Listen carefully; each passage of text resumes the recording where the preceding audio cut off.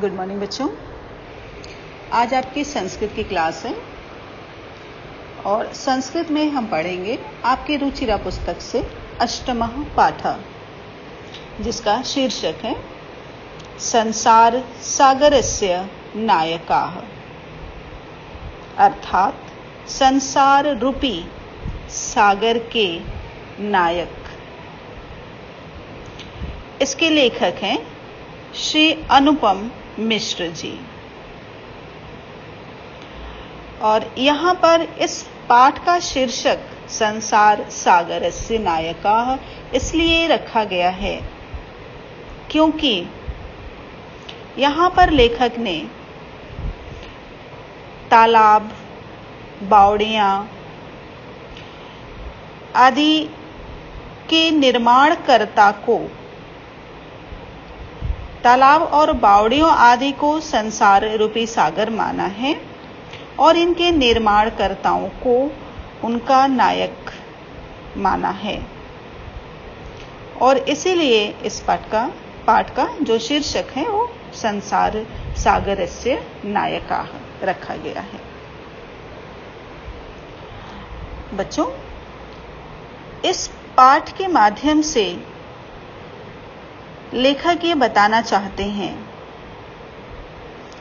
कि आज जो तालाब, जगह जगह आपने देखा होगा तालाब, बावड़ियाँ आदि बनाई जाती हैं जिनमें पानी को संरक्षित किया जाता है। उनको बनाने वाले जो लोग होते हैं, शिल्पकार, उनको जो बनाने वाले हैं, उनका जो समाज में पहले मान सम्मान होता था, उनकी जीविका जिस तरीके से चलती थी, उनकी संख्या भी बहुत होती थी, बहुत लोग इस काम में लगे होते थे। किंतु आज वो मान सम्मान कम हो गया है, उनकी जीविका भी लगभग समाप्त हो गई है। और जिस तरीके से बावड़ियाँ, तालाब इत्यादि बनाए जाते थे, जो पारंपरिक ज्ञान और कौशल था वो भी अब धीरे धीरे विलुप्त होता जा रहा है। तो इस पाठ के माध्यम से लेखक ने उन्हीं के ऊपर चर्चा की है।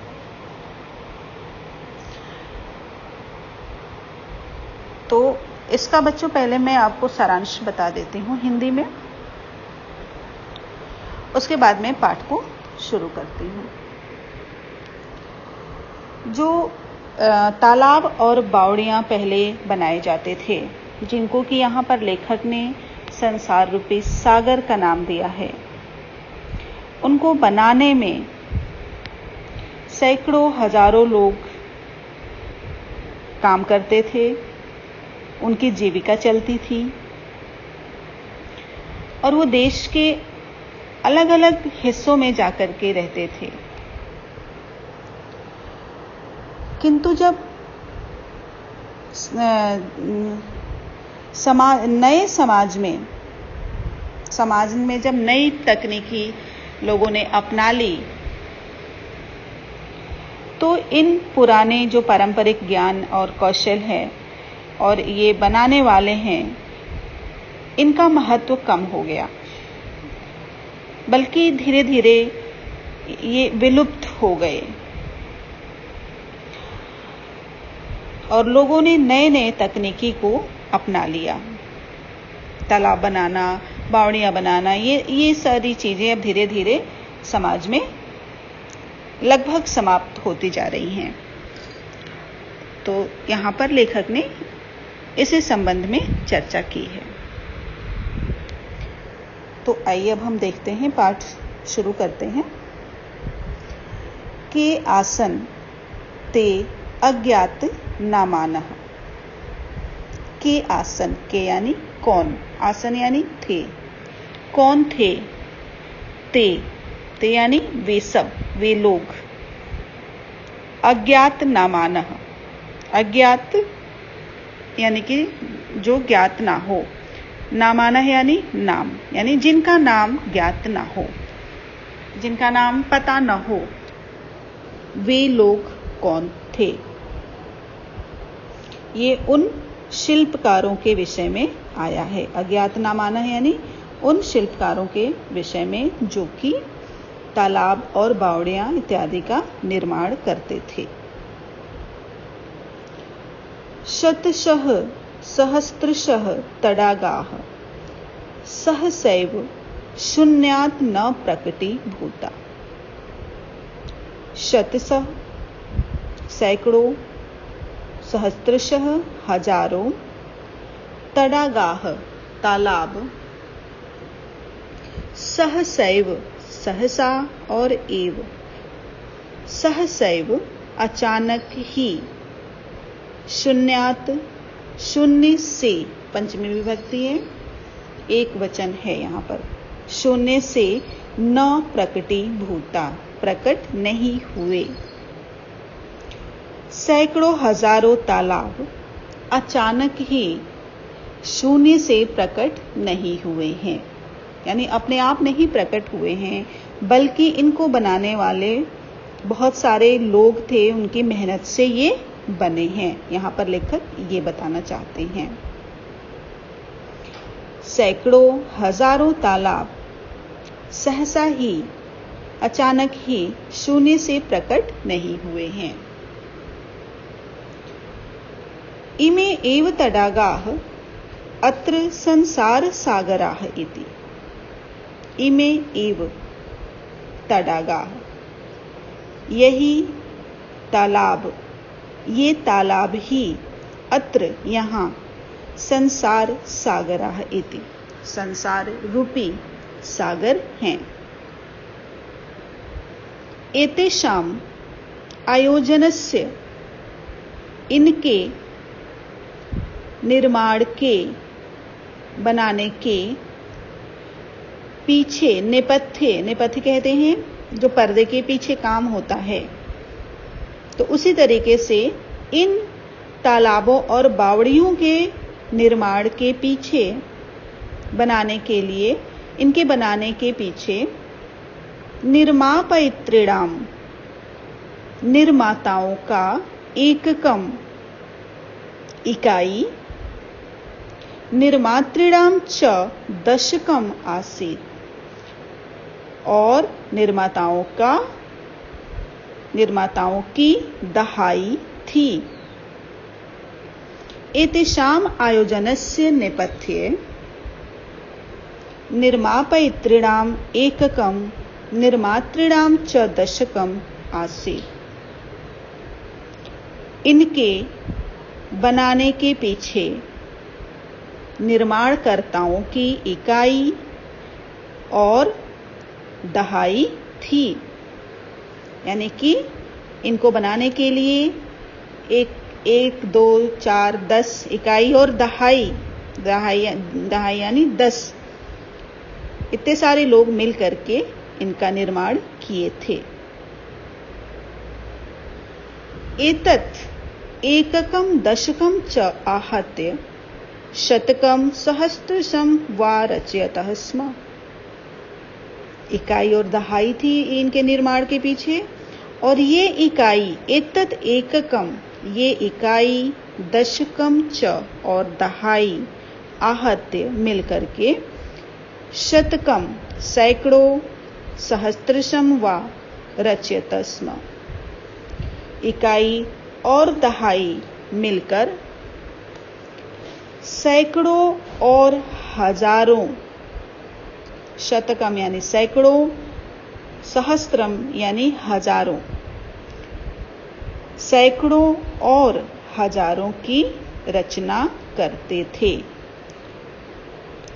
एतत् एककम दशकम च आहत्य, ये इकाई और दहाई मिलकर सैकड़ों और हजारों की रचना करते थे। सैकड़ों और हजारों बावड़ियों और तालाबों को ये लोग मिल करके बनाते थे। परम यानी किंतु लेकिन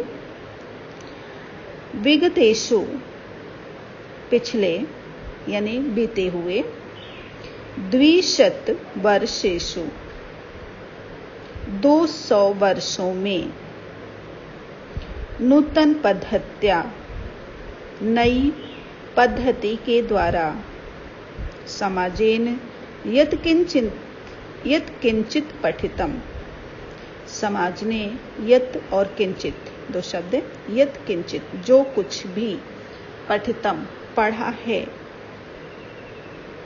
पठितेन तेन समाजेन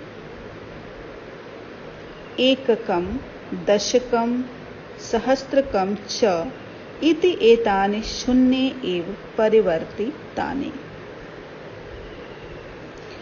समाज ने जो कुछ भी पढ़ा है, पठितेन तेन समाजेन, जो समाज ने पढ़ा है उसने, समाज ने क्या किया है, एककम दशकम इकाई दहाई और सहस्त्रकम हजार इकाई दहाई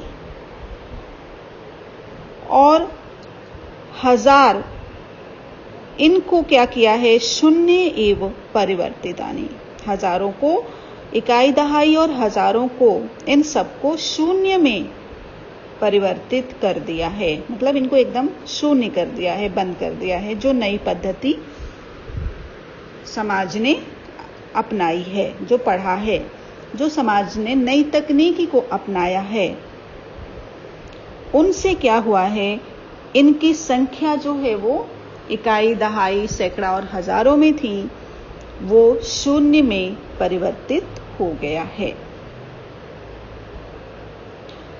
अस्य नूतन समाजस्य मनसि,